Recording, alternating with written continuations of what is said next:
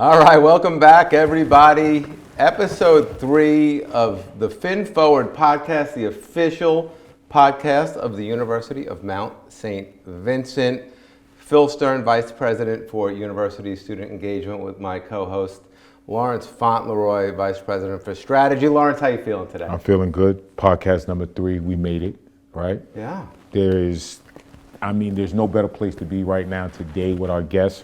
I'm excited. How do you feeling today? Because you got your sneaker game on. Yeah. You did not tell me that we were doing sneakers. No. Like, you caught me off guard on that. I'm trying to make you look bad in this podcast. It's working. Per our guest, who we'll talk about in a little bit, you'll read a bio. Yep. These shoes will make everybody understand. Once you bring him out, they'll understand why I have these shoes on. Also, listen, I'm a little cooler than you are on campus, maybe. Oh, is that it? Maybe not in real life. Oh, is that it? But no, you look great as usual. And that's not going to help. I was not going to tell you. I spoke to you 7-something this morning. Yeah. You never told me that you were going to do cufflinks, embroidering the sneakers. Yeah. Like you just got Cufflinks, all my wife's fault. She bought me these cufflinks for our 10th wedding anniversary, and I didn't have a shirt that needed cufflinks. So, but today you had to wear So I went and on bought. National television. You had to wear the cufflinks to show me up. Right. Oh, good. Show you up, and everyone at home understands the dynamic here. And what I want to do though is in this A block here, I want to recap.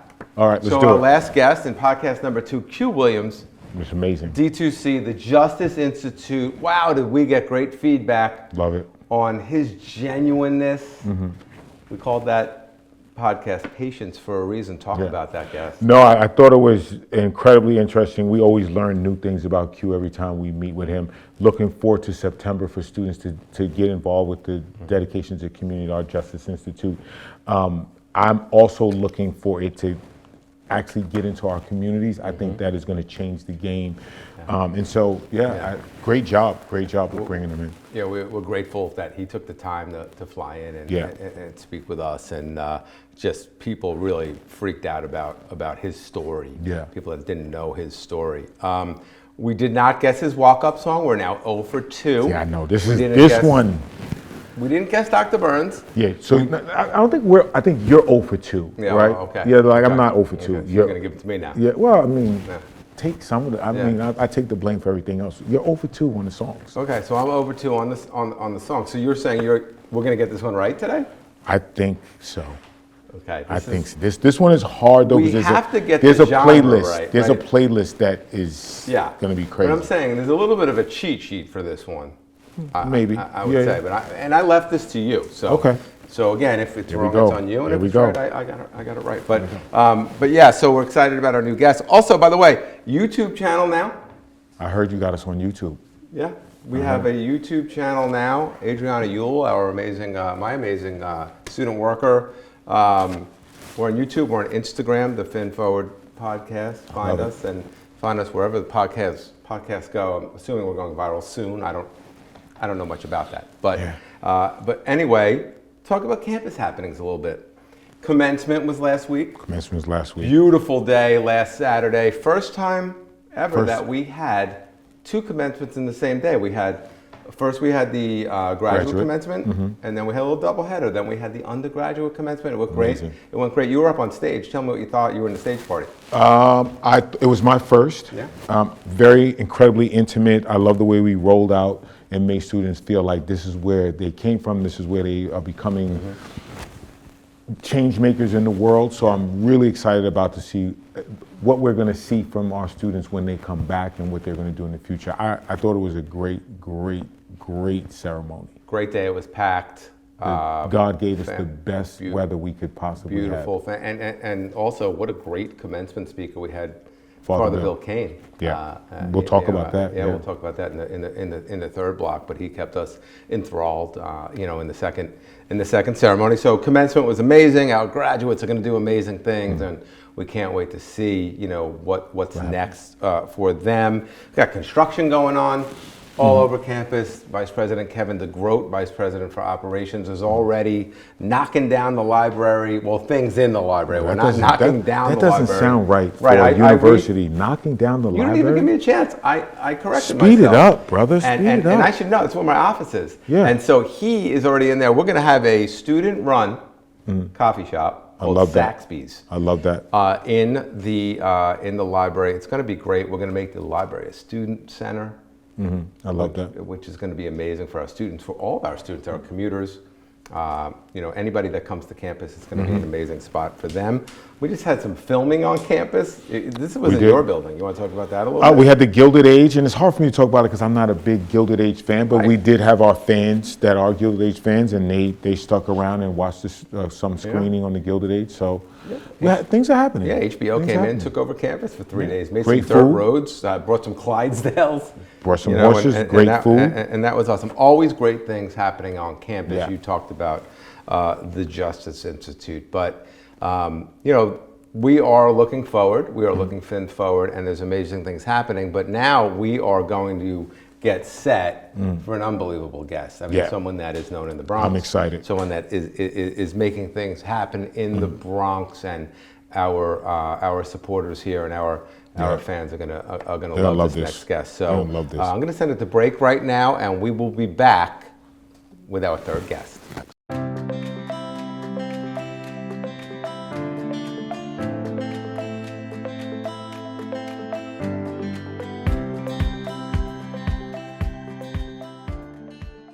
All right, welcome back. Episode 3, Block B of the Phin Forward podcast, the official podcast of the University of Mount St. Vincent, here in the studio with our man Bobby Williams behind the glass. Love it. Lawrence, let's get right to it. Let's get the bio going on this amazing guest. Yeah, by the way, great job getting this guest. I know, you Phil. finally did something. I know, Phil. Listen, Great job by you. listen, I'm giving you a compliment. Just take it. I'm taking it. All right. You need to check your booking agent because, seriously. Read the bio. All right, will do. This bio, Phil, is really, I want to give it every feeling I have in it because this is really, we're going to have a really great podcast. Rocky Bucano. Rocky's career is a powerful example of vision, reinvention, and cultural leadership. His work spans television, engineering, music label management, digital entertainment, nonprofit leadership, how we feel about leadership, and institution building. At the heart of Rocky's story is something even deeper, though. He has had a lifelong commitment to preserving hip-hop culture, and we're going to get into that, by honoring its roots and protecting its legacy and future generations. Rocky is helping to build more than just a hip-hop museum. He is building a cultural landmark, a learning space, a living archive for one of the most influential moments the Bronx has ever given the world. And I mean the world, though, not just the community. I'm talking about globally. Far-reaching. Yep. His work reminds us that hip-hop is not just music, and that's the name of the podcast. It's not just music. It is storytelling, it's entrepreneurship, it's innovation, it's advocacy, it's identity, community, and ownership. And I'm happy to have him. Yeah, I mean, that's great. He's here right now. You can't see him. That is intimidating. We need to be on our game. Yeah, that's an intimidating bio right there. And we're thank you for finally doing something and getting a great guest. Yeah. Thank you for really just finally showing up. You showed up today for the Phin podcast. Phin Forward podcast. I'm gonna go high as you go low. I'm just gonna stay. I'm just gonna stay where Take I'm the at, compliment. Take the I'm compliment. gonna take. So Rocky's here. He's mic'd up. He's ready to go. And those of you who are fans of the podcast know we're going to bring him in a minute because first we are going to guess or try to guess his walk-up song. And for those of you who don't know, like when you go to a baseball game, now batting Derek Jeter, and they play a couple of seconds of his walk-up song. We took it here to the podcast level, and people seem to love it. Although, like we told you in the first block, we're 0 for 2 on our 2 guesses. So, Lawrence, as you did a great job reading the bio right there for Rocky. Guess a song. I'm gonna go with Phil. I'm thinking hip hop museum. I'm thinking, and I know Rocky's in this basketball space too. Some of that stuff we may get into. Oh man, I'm thinking KRS-One. The Bridge is Over. KRS-One. The Bridge is The Over. Bridge is Over. Bobby, were we correct? Oh, did you hear that beat? That was moving in the Bronx. The bridge is over, the bridge is over. Bye-bye. The bridge is over, the bridge is over. Hey, hey, the bridge is over, the bridge is over. Bye-bye. The bridge is over, the bridge is over. Let's see. All right, we are going to bring in Rocky right now. Rocky, thanks for joining us. I mean, this is a thrill for us. We've been talking about this and waiting for this for a while. Tell us first, were we even close on guessing your song? No! He says no emphatically. All right, Not even in right the there. same era. John, wow. Okay. All right, Bobby, let's hear this, Bobby. Oh man. Okay. So Great song. that's an amazing song, Marvin, amazing song. I'm gonna say Rocky is about 2 to 3 years older than us. Okay. Okay. Maybe. Maybe. But Maybe. And here's why I say that. And Rocky, you help me out with this. I feel that era, Marvin Gaye, was right before that hip hop era. It influenced a lot of that hip hop era. And so because you've been so close to music from the beginning, you saw that on the horizon. And that's why it influenced hip hop. And I think Marvin Gaye influences a ton of other music. And so 100%. man, I missed that. Yeah, you did, and you got him. And, what you did, and this has happened before on the podcast, you outsmarted Lawrence, which, that's happened before on the podcast. But Rocky, seriously, thanks for being here. We appreciate it. This is amazing for us in our campus. I'm excited to be here, and thank you guys for inviting me. School is beautiful. Campus is amazing. First time here. Awesome. Awesome. Thanks so much. I'm gonna kick it off here with the first. We're getting to journalism now. The journalism part. How do you explain, Rocky, hip hop to someone who only thinks of it as music? Well, that's the misnomer, is that people just identify with the poetry and the rap that they hear on radio, and they say, oh, that's what hip hop is. But the fact of the matter is that hip hop is a culture. It's a living, breathing lifestyle, from the way you talk to the way you dress, to the way you identify yourself as a person, to the way you communicate with others in your community and others around you. And just the art of it. There's more than just the music. There's the graffiti, there's the dancing, there's the fashion lifestyle that goes along with it. There's the entrepreneurial part of hip hop. So hip hop really is every aspect of today's modern society. Yeah, thank you. Would you say, Rocky, that could be intimidating for some people? Like, I feel like you can find your lane in hip hop, right? You don't necessarily have to have the fashion part of it, but you can find that entrepreneur spirit of it. Is that safe to say that you can find your lane in hip hop? You don't necessarily have to cover all of it? Hip hop is like what they call open source. Open source. Oh, Right? There you go. he's getting his engineering skills on this good, now. yeah. You can pick your lane and become free to express yourself any way you see fit. I love that. Right? So if you are a person who likes poetry, you'll pick the rap side of it because you like to tell stories through poetry. If you like design, you'll pick the graphic entrepreneurial side of it. There's so many avenues in what we call the hip hop way of life because there's hip hop has created so many different subgenres. Right. You got Afro beats now. Every country has made its own. hip hop its own now. What came out of the Bronx and is now part of every corner of the world has been adopted and changed and adapted to fit whatever the cultural vibe is in that particular community. Yeah. That's great. You know, so it's amazing to see because I was there at the very, very beginning. Right. And to see how hip hop has become this, this way of life for so many people in different forms in Tokyo, in Brazil, in Africa, in the Middle East, in Europe, and here in America. It's just mind-boggling to see how it just morphed into so many different things. Yeah, I love that. I love that. I'm going to go on what we talked about in your opening song. You were connected to hip hop before the world fully understood what hip hop would become. What did you see early that other people missed?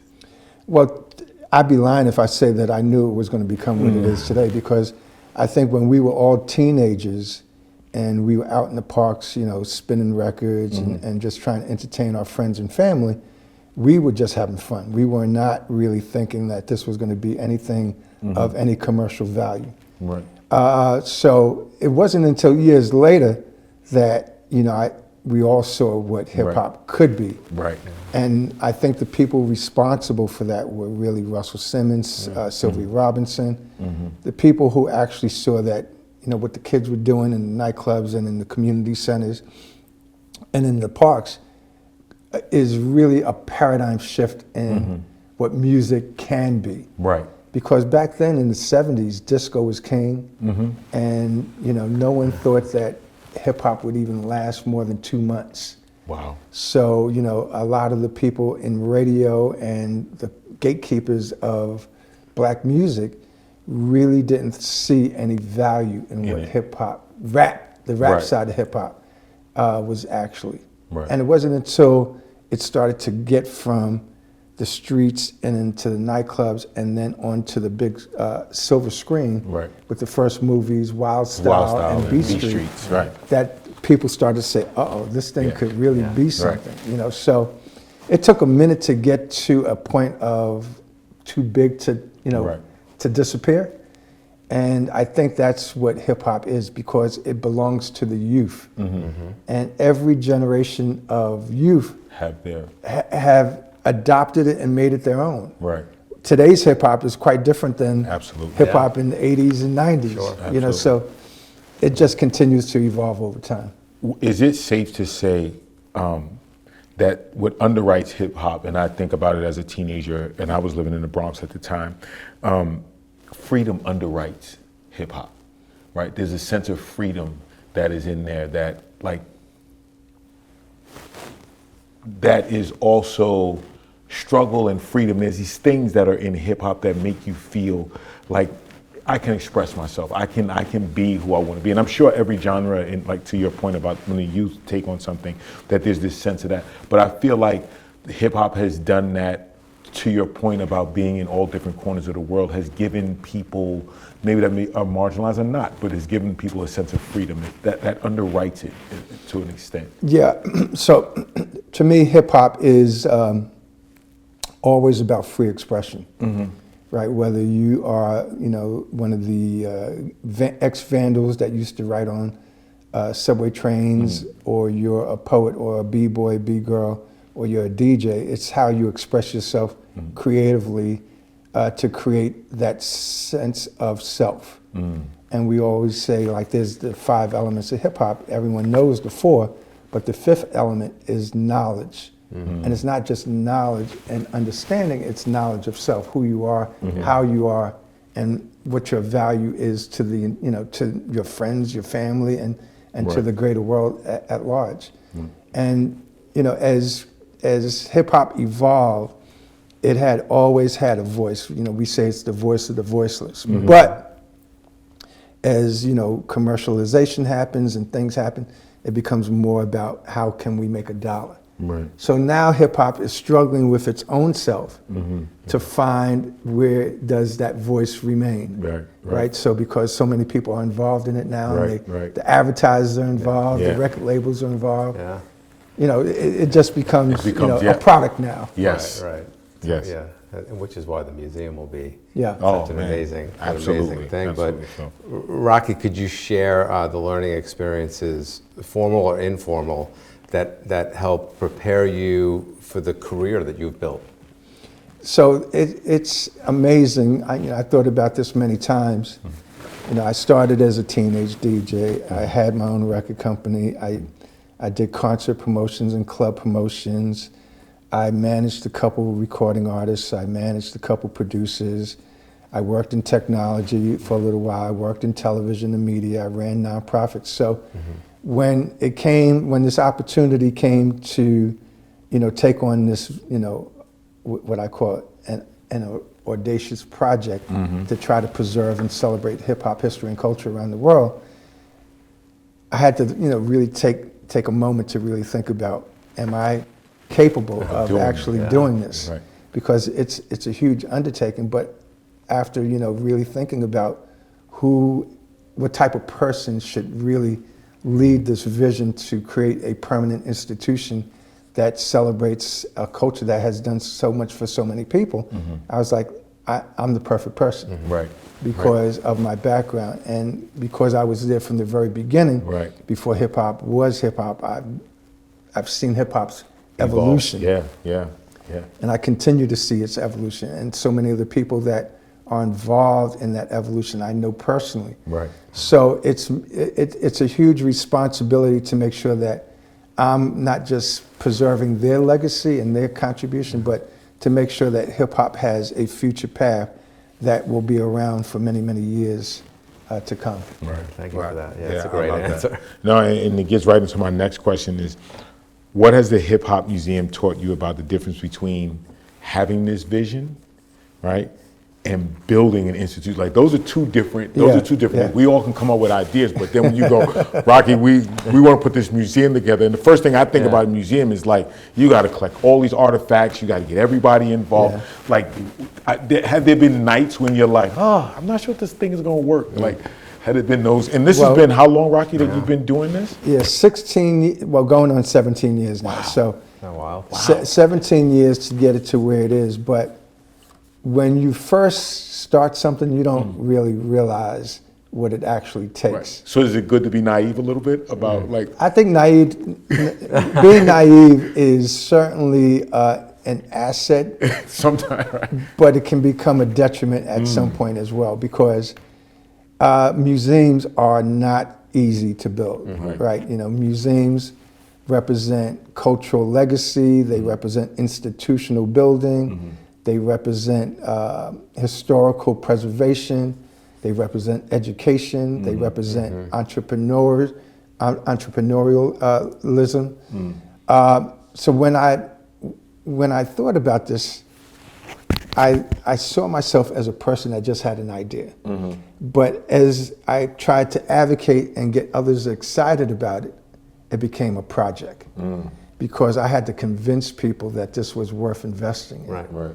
And that did not happen immediately. Right. It didn't happen until I stumbled across this great architect from Detroit named Michael Ford, who basically lent his architectural design skills to give me, a blueprint on how to actually create space and experiences. Right.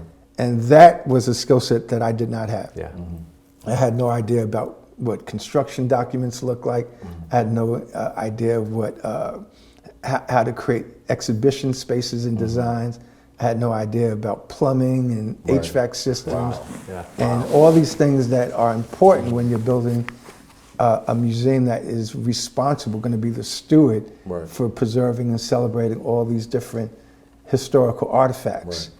And as I got deeper and deeper into the process, then I learned about the money side of it. Right. Yeah. How was that?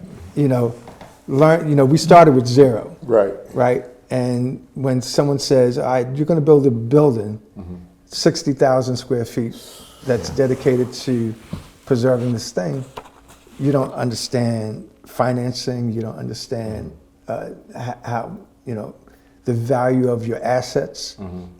You don't understand all the different people that need to work on the project in order to get it to the finish line. Your general contractors, your carpenters, your laborers, your electrical, mechanical engineers, all these different folks.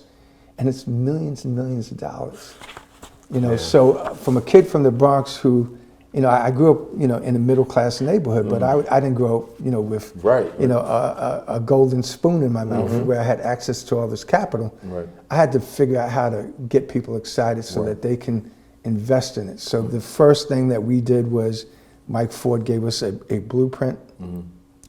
And I was working at the Old Bronx County Courthouse, which is the original courthouse that founded the Bronx. Okay. And it had been abandoned for many, many years. Okay. So I spoke to the landlord who acquired this building on auction from the city of New York.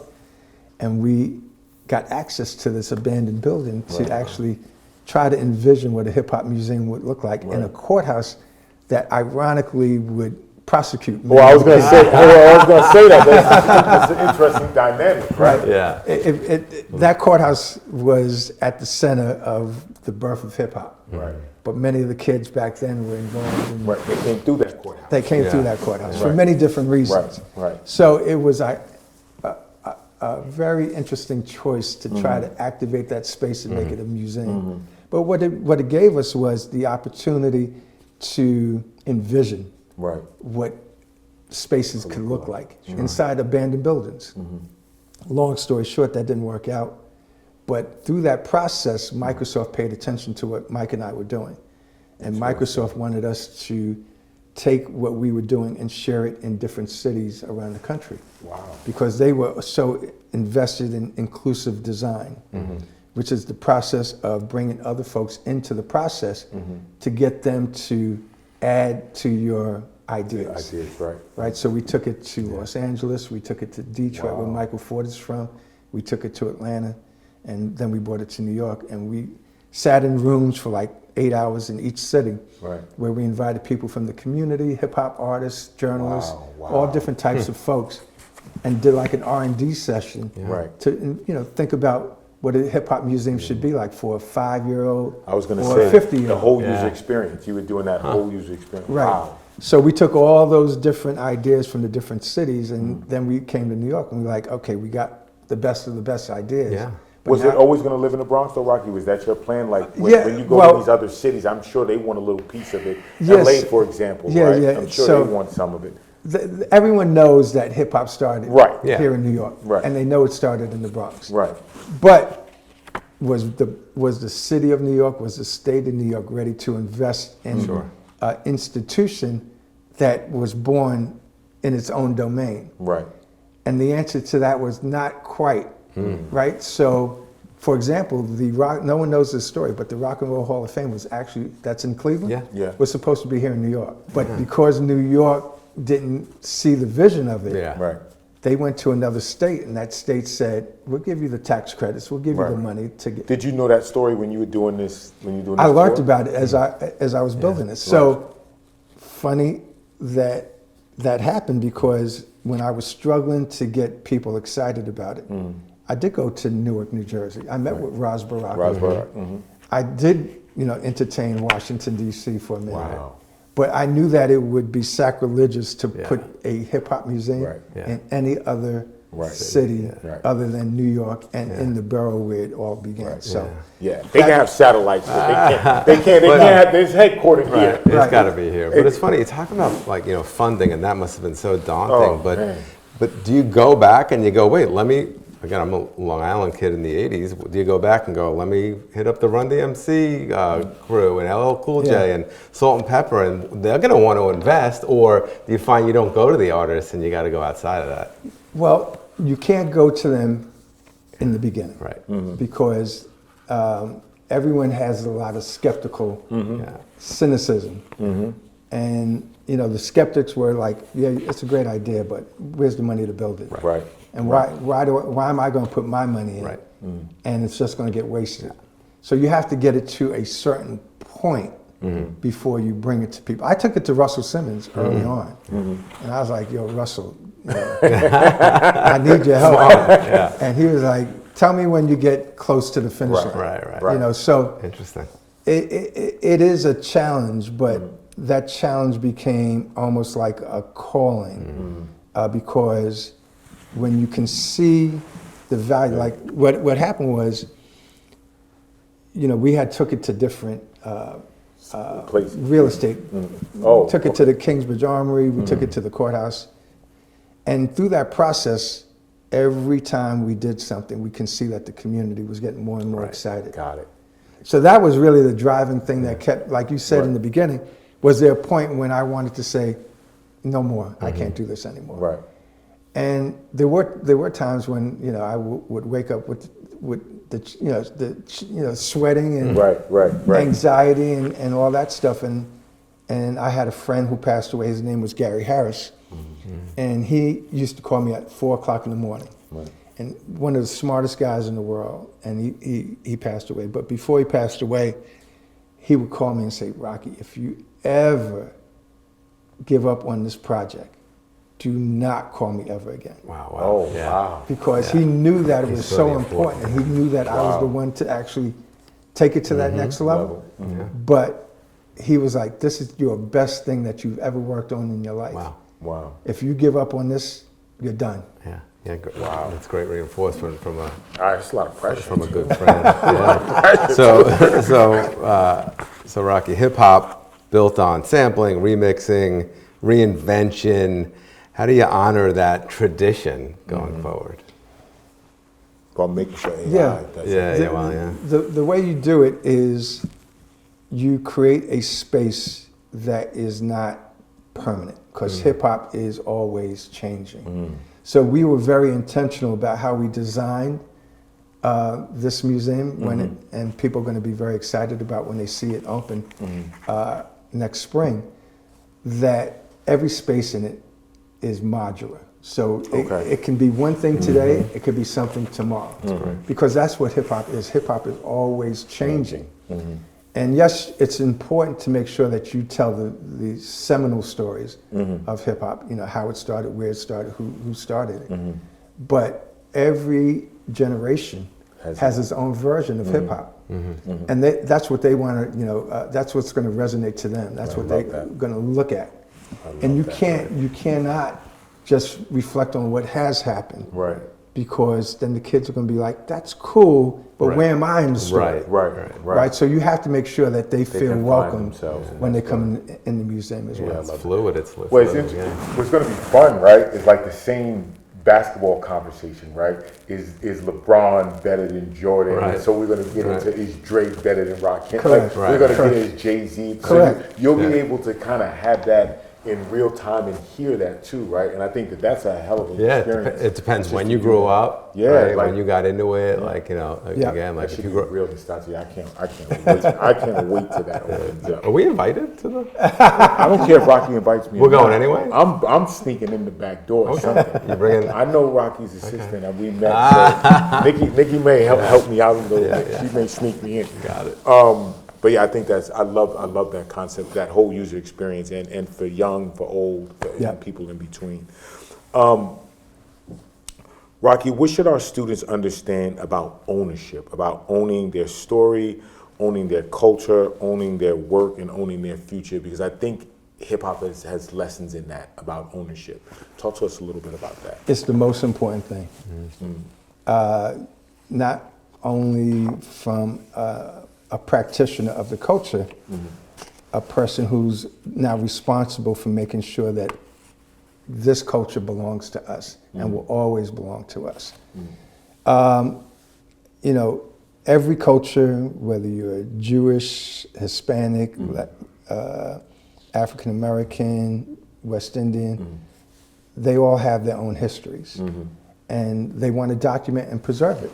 And you want to make sure that no matter what culture you come from, that there is a way to make sure that it never gets put in the wrong light. Right. And that happens when you allow other people who are not intimately connected to it to tell your story. Yeah. So it's important for us to make sure that the people who created this culture are telling their own stories. And that's where the ownership part comes into play. It's great. Yeah, I love that. It's a great answer. Rocky, what advice would you give to students in the Bronx, students here on our campus, who want to work in the music and or media industry?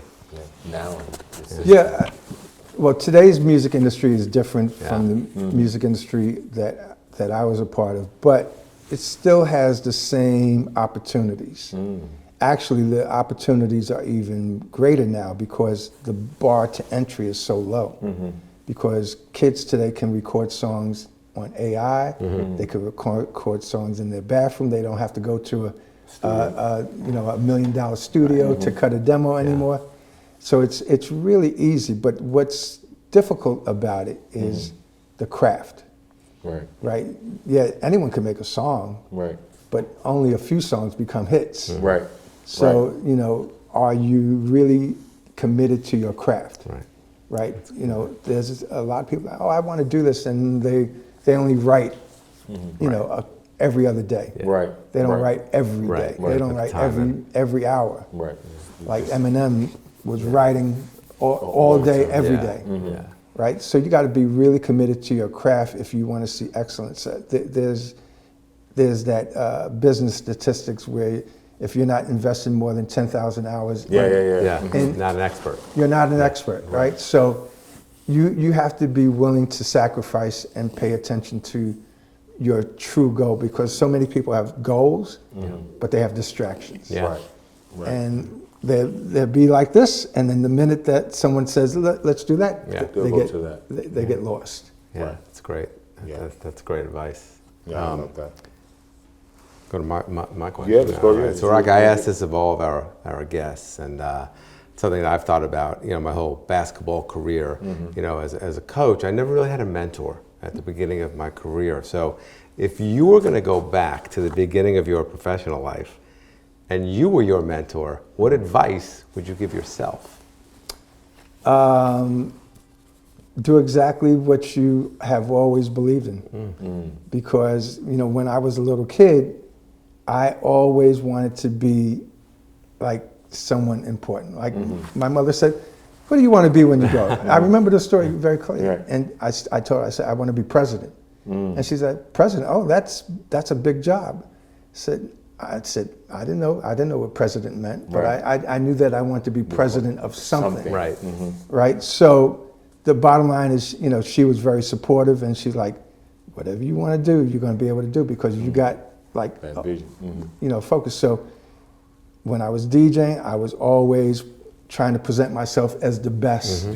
When I was in the record industry, I was always trying to be with the best. And that kind of like, you know, developed my sense of personal value. And when you have that, you know, in yourself, Right. it allows opportunities to come your way, because Right. you're not distracted by, oh, I'm not sure what I'm capable of doing. Right. And that's one of the lessons I got from the Gauchos, Mr. Right. Riverside. He's on you there.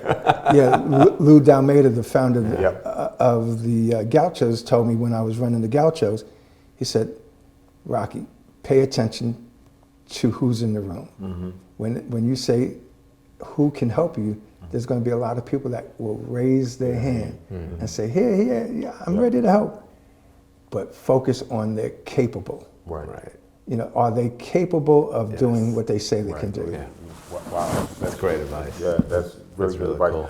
That's a great right. answer to that question. It is. And I often try to tell students, you are you're the average of the 5 people that you hang around with. So if you really want to change that average and you want to step up, look at the 5 people that are around you, and then you'll figure out, oh, okay, this is why I feel stuck, or this is why I feel like I'm moving.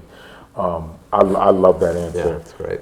Thank you. Kudos to your mom for like pouring into you on that. No, seriously, Yeah, that means a lot. That means a lot. We're coming close to the end, Phil, but I do have one more question that's not on here. You know, I tend to do that every now and then. Yeah, those curveballs. Yeah, a little bit. We're basketball guys. We throw Well, curveballs. I want to talk to Rocky because everything I said in the intro, I did not put the word basketball in it, and basketball is a big part of what he's done. I know that personally from living in the Bronx and Gauchos of Riverside. Rocky, how did you fit your basketball life into all of this? Because he wasn't a coach; he was running the whole organization. Yeah. And if you know, and you know this already, but people that don't know this, Gauchos Riverside, they produce NBA players, right? And so, and WNBA players. Let's not get that wrong, especially Gauchos with women. How do you put that in your, like, tell me where the comma is running that. Like, talk to me about that comma and how'd you get involved in that space? Well, what the Gauchos taught me was that every kid that walks in the gym has a different story. Oh, that's Phil. Yeah. He knows that. Right. Every kid has a different experience. And when they leave the Gauchos, what you hope is that they have shared experiences, right? So that they become what you want, Yeah. a team, right? And that's what I learned from the Gauchos, is that in anything that you do, it requires a team. Yeah. I don't care if you're building a McDonald's, Right. you better have the best team to make that McDonald's successful. Yeah. So that's my goal with the museum, is I really have a lot of talented individuals, and together we are a team. And some of the women on my team say, "Oh, he's a coach." Right. Because he's always coaching us on what to do. That's right. One to coach, always to coach. Right. But that's great. Like the sports analogies always work outside of sports. You know, we talk about it on this campus. You talk about it in your business life, and leadership is leadership, and great leaders are great leaders at whatever it is and whatever challenge they take on. And that he was certainly a great example of that. 1,000%. 1,000%. So, Rocky, we always ask this: who should be? And I hope you enjoyed the podcast. Oh, no, this is fun. This is great. We totally had a ball. Yeah, it's been great. We always ask our guests this, just in case we're overlooking somebody. Who do you think should be our next guest on this podcast? Oh, wow. Good one. There's so many great individuals. I like Michael Eric Dyson. Oh, okay. He has a powerful voice, and with all that's happening in our country today, I think he has a great perspective on what's wrong and what's right. Right. Oh, I love that. Great. That's I got great that. advice. Well, you have a lot of work ahead of you. I do. To get that done. Believe me, Phil. I'm just saying that. It's okay. I'm just saying, don't. It's okay. You heard the man. He gave a great answer. I did, but don't worry, Yeah. Phil. I know people. Okay. Well, Rocky, that's a good start. Rocky, this has been unbelievable. I've just met you for the first time today. I know Lawrence has known you, but thank you so much for taking the time. I know you've got a lot going on. I mean, for me, this has been very educational, and I'm sure you had a... And we're not finished with Rocky. We're going to give him a little tour of the campus. Yeah, oh yeah, he's going to be here for a little while. Yeah. And then, and I'm going to invite him. Oh, yeah, absolutely. Yeah. You got some new courtside seating. Oh yeah, he'll be sitting right next to us. All right, let's get out of here, Phil. All right, Rocky, you've been amazing. Thank you so much for being here today. Appreciate it. And we'll be right back.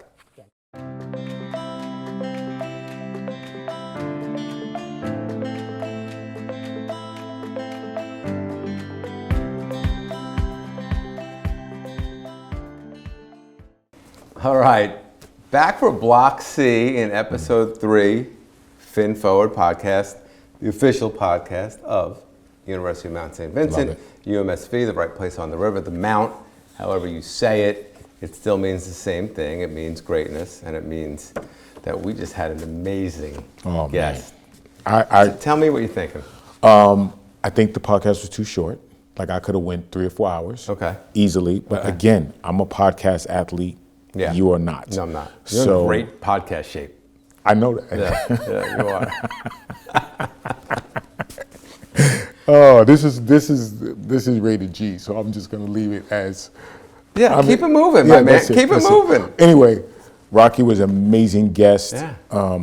Again, we literally could have talked to him for 3 or 4 hours. Like it really is, and there's so much under every answer that he gave, right? And so cannot wait, rather, until the Hip Hop Museum opens up. I do want to talk to him about how the University of Mount St. Vincent really gets engaged in that. I think will be a gift to our students to really look at the history and not take it for what's on the surface and understand like what is behind all the music, all the fashion, all the culture. Right. So I'm excited about it, Phil, as you can see. Yeah, and again, like some of the things he's talking about, what went into getting it to this point. I think he said 17 years. Absolutely. In the making, thinking about going back to financing, right? And where we're going to have it, and then having to go around the country to get back to the Bronx, right, where it belongs, and the patience. We always talk about patience. The patience that takes, but clearly the right person was chosen,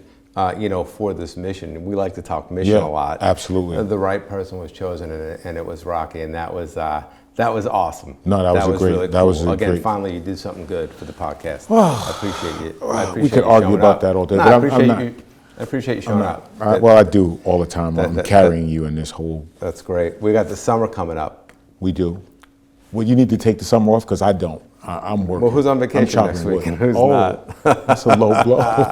Is that an HR issue that I tell people they're on vacation? We'll talk to Eliana. We'll That figure could it be. out. That could be. But we got the summer coming up. But we're working podcast. We're working podcast. through the summer. We're We have working. some amazing guests lined up. Again, look for us on Instagram, the Phin Forward Podcast. Look for us on the YouTube channel. We're getting great feedback. Yeah. We just got to get it out more. I think having Rocky on That might it help gives us a little- lot. Oh, that's gonna some- give- some credibility. Absolutely. For sure in the Bronx and in New York City. Q gave us credibility. Dr. Burns gave us credibility. Right. So we're about to take off. Are you ready for the ride that we're I just about to go explained on? to you that I'm a podcast athlete. Yeah, right? that's okay. But you're on another podcast now. What I'm telling you is that I've been ready for this ride. I'm telling you that. You just had to have the right partner. All right, I'm going to leave that. I'm going to leave that out. You're not. Be a little. We're doing the right thing at the right time. It's fun. On the river. This is a That's lot what of we're fun here at the right place on the river. The people here are just amazing to work with. Our students have been unbelievable. Watching them Incredible. graduate, watching them go out and get jobs, figuring out what's next, going to graduate school, whatever it is. Man, there's a lot of great things going on here. I know we're both really proud to be Yeah. a part of it. Absolutely. Thanks for tuning in today. Thanks for Rocky for taking the time. Guy's got a museum opening, but he's taking Let's time take- to hang out with yeah. us. We're about to show him around campus, and we'll see you guys back for episode number 4. Thank Absolutely. you.